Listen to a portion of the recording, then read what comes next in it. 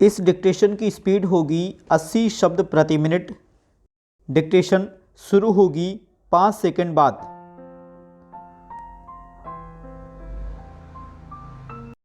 Start.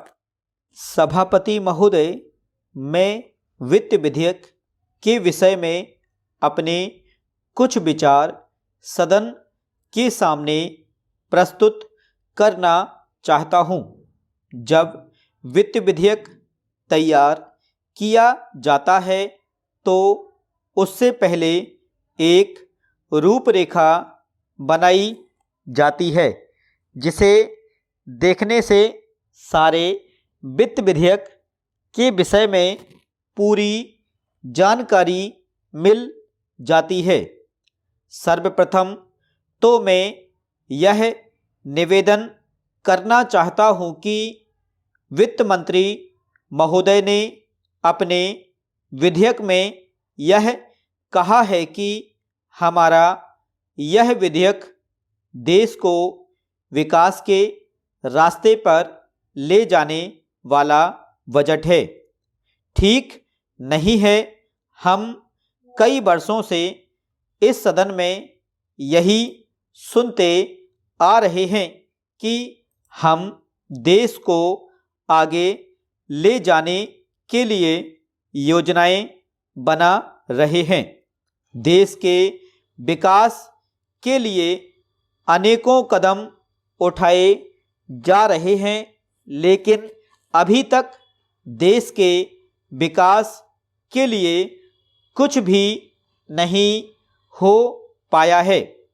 आज से कई वर्ष पहले भी यही बातें इस सदन में कही जाती थीं और आज भी वही बातें कही जा रही हैं, लेकिन देश की हालत में कोई परिवर्तन देखने में नहीं आ रहा है। पैरा महोदय, मैं समझता हूँ कि यदि पंचवर्षीय योजना के स्थान पर एक वर्ष की योजना बनाई जाए तो उससे कुछ लाभ हो सकता है। यदि इसके लिए संविधान में संशोधन करने की आवश्यकता हो तो उसके लिए भी कदम उठाए जा सकते हैं। प्रतिवर्ष हमारा जो घाटे का बजट बनता है उसका यही एक कारण है कि हमारी योजनाओं की अवधि आवश्यकता से अधिक लंबी होती है।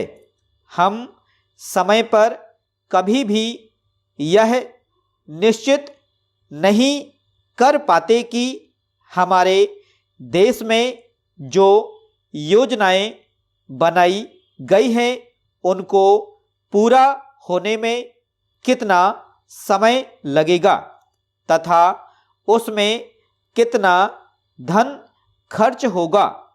कर प्राप्त करने की दिशा में भी सरकार को उतनी सफलता नहीं मिल पाई है जितनी की आशा की जा रही थी। हमारे देश में काला धन बहुत है जिस पर कर प्राप्त नहीं किया जा सकता है। साधारण जनता पर कर लगाकर सरकार सोच लेती है कि उसने अपना काम पूरा कर लिया है। काले धन को निकालने के विषय में सरकार की कोई नीति अभी तक सामने नहीं आई है। अंत में मैं सदन से यह निवेदन करना चाहता हूं कि इस वित्त विधेयक पर विस्तार से चर्चा की जाए।